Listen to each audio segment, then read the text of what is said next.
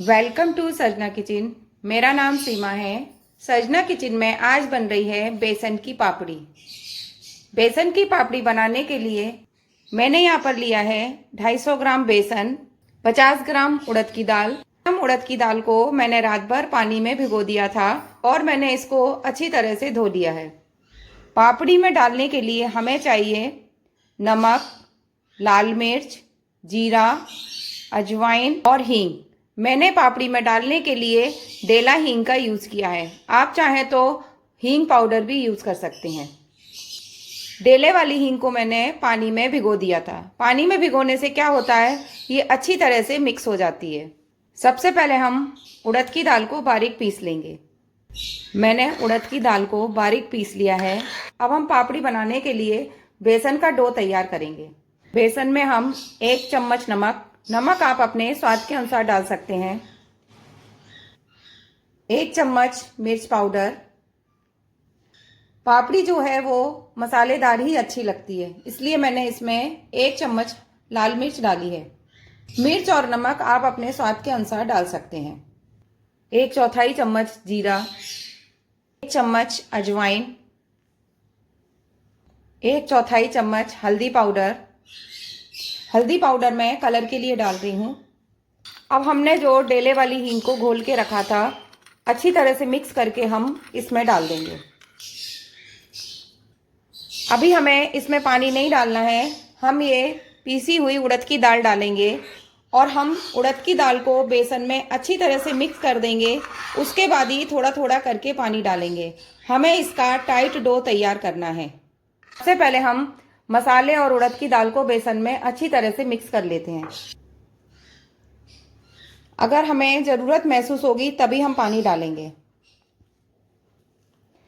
जब आप उड़द की दाल पीसें तो ऐसा नहीं है कि आप उसे ज़्यादा पानी डालकर पीसें। उड़द की दाल को भी आपको थोड़ा थोड़ा पानी डालकर ही पीसना है। हमने बेसन में दाल और मसालों को अच्छी तरह से मिक्स कर दिया है। अभी हमने इसमें पानी नहीं डाला है। बेसन जो है वो बहुत कम पानी लेता है, यानी कि बेसन में बहुत कम पानी डलता है। इसलिए आप जब भी बेसन को मलें तो ध्यान से मलें। अब मैं इसमें 2 चम्मच पानी डालूंगी, इससे ज़्यादा पानी नहीं डालूंगी। पानी हमेशा नाप से डालें। अगर आपने ज़्यादा पानी ले लिया और उससे डालेंगे तो आपसे पानी ज़्यादा डल सकता है। अब हम इसको अच्छी तरह से मिक्स कर लेंगे। हमें इसी तरह का डो चाहिए, यानी कि इसी तरह का टाइट डो चाहिए। बिल्कुल एकदम से टाइट है ये। अब आप सोचेंगे इतने टाइट डो की पापड़ी कैसे बनेगी, लेकिन हम इसे एकदम से सॉफ्ट करेंगे बिना पानी डाले हुए।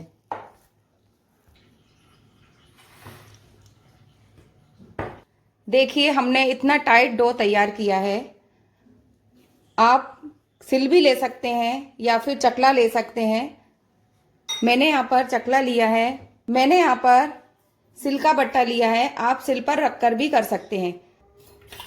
इस तरह से हम इसके चारों तरफ तेल लगा देंगे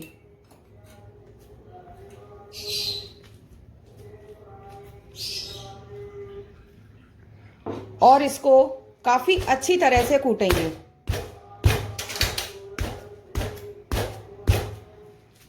हमें इसको जब तक कूटना है कि जब तक ये एकदम से स्मूथ ना हो जाए, यानी कि अभी ये रफ हो रहा है, एकदम से स्मूथ हो जाएगा। और आप इसको जितना कूटेंगे उतनी ही आपकी पापड़ी खस्ता बनेगी। इस तरह से हम इसको उलट पुलट के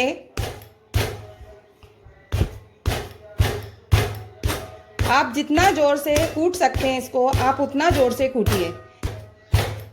फिर इसको आप फोल्ड कर दें।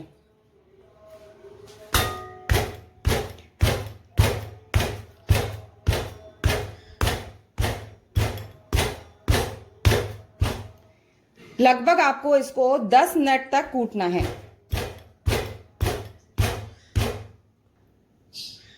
अगर आपके पास लोड़ी ना हो तो आप इस तरह के बट्टे से भी कूट सकते हैं, लेकिन आपको कूटना काफी अच्छी तरह से है। कूटते कूटते देखिए एकदम से पतली सी लेयर बना लेनी है।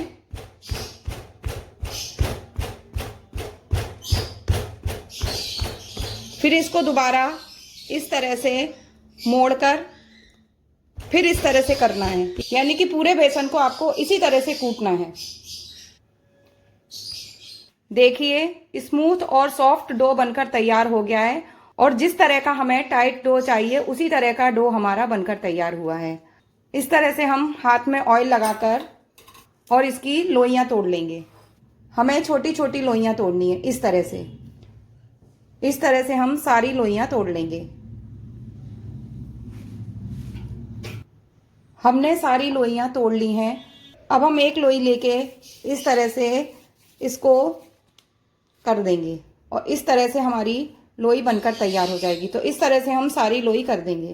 बेसन जो था शुरू में रफ था, फिर हमने उसको अच्छी तरह से कूटा तो वो एकदम से सॉफ्ट और स्मूथ हो गया। हमने सारी लोइयां बनाकर तैयार कर ली हैं। अब हम इन लोइयों से पापड़ी को बेलेंगे। हम एक लोई ले लेंगे और बाकी की लोइयों को हम ढककर रख देंगे। थोड़ा सा तेल लगाकर बेलेंगे। मुझे इसमें परोथन लगाने की जरूरत नहीं पड़ रही है। परोथन यानी कि सूखा बेसन, क्योंकि मैंने पापड़ी का टाइट डो तैयार किया था। हम इसे जितना पतला हो सकेगा उतना बेलेंगे। अगर हमें ज़रूरत महसूस हुई तो हम चकले पर थोड़ा सा ऑयल लगा लेंगे, जिससे कि पापड़ी चिपके नहीं।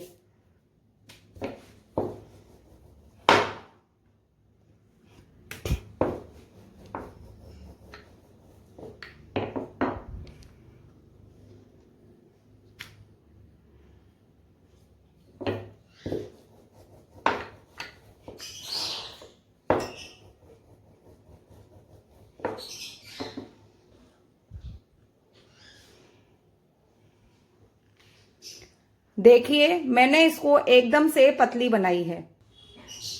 आप अगर चाहें तो इनको छोटी भी बेल सकते हैं, लेकिन हमें पापड़ी को पतली ही बेलना है।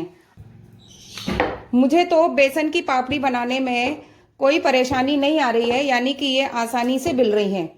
मुझे इसमें सूखा बेसन भी नहीं लगाना पड़ रहा है। मैंने जो बेसन का डो बनाया है वो एकदम से परफेक्ट बना है, जो कि आसानी से बिल रहा है। अगर आपको पापड़ी बेलने में दिक्कत आए, यानी कि आप चकले और बेलन में आपकी पापड़ी चिपके, तो आप इस तरह से लोई में ऑयल लगा लें। ऑयल लगाने के बाद में आप सूखे बेसन में इसको लपेटें।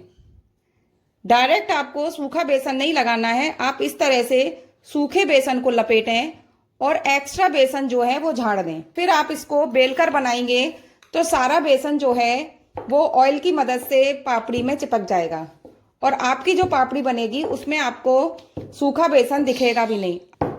अगर आप डायरेक्ट बेसन लगाएंगे तो जो सूखा बेसन है वो पापड़ी में दिखेगा।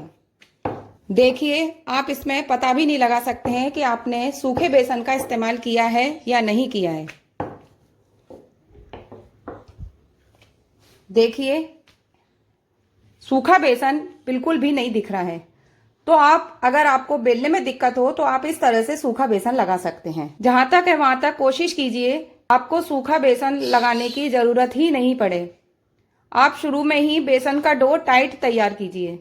इस तरह से मैं सारी पापड़ी को बेल लूंगी। हमने सारी पापड़ियों को बेल लिया है और हमने इसको एक सूती कपड़े पर फैला दिया है। हम 1 घंटे के बाद इन पापड़ियों को पलट देंगे, जिससे कि ये दूसरी तरफ भी अच्छी तरह से फरेरी हो जाएं। फरेरी का मतलब सूख जाएं। 1 घंटा हो चुका है। अब हम इनको पलट देंगे। इस तरह से हम पापड़ियों को पलट देंगे।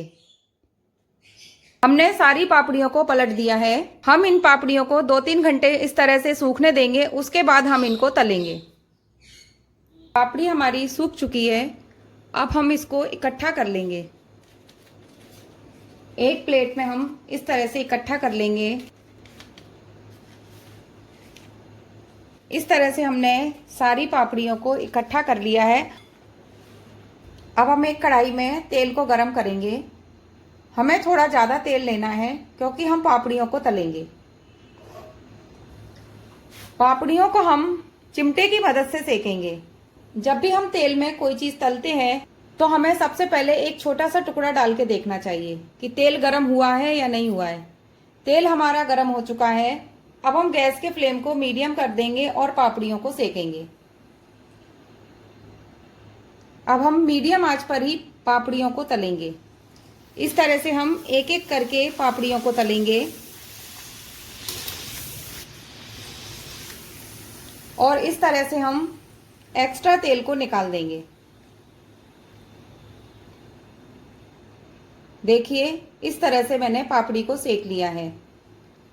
आप कम या ज़्यादा आप अपने हिसाब से सेक सकते हैं, क्योंकि सेकने में भी सबका अपना अपना स्वाद होता है। कई लोग ज़्यादा सिकी खाते हैं, कई लोग कम सिकी खाते हैं।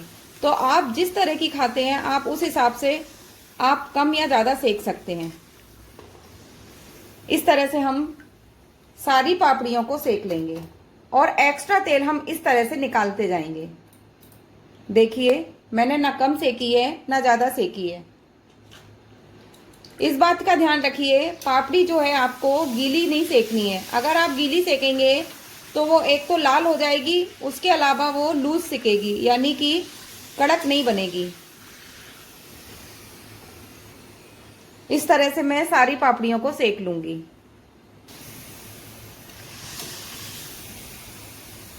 अगर आप पापड़ी को इस तरह से कच्चा स्टोर करना चाहते हैं तो ये मैंने अभी इनको छांव में 2-3 घंटे के लिए सुखाया था।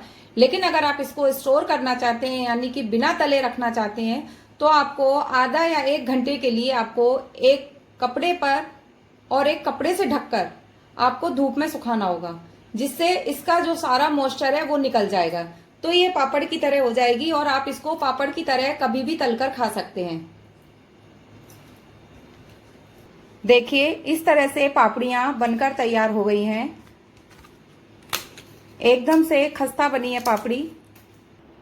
सर्जना किचन में बेसन की पापड़ी बनकर तैयार हो गई है। अगर आपको मेरे द्वारा बनाई हुई बेसन की पापड़ी की रेसिपी पसंद आई हो तो आप मेरी वीडियो को लाइक करें, शेयर करें, कमेंट करें और मेरे चैनल को सब्सक्राइब करें। Thank you.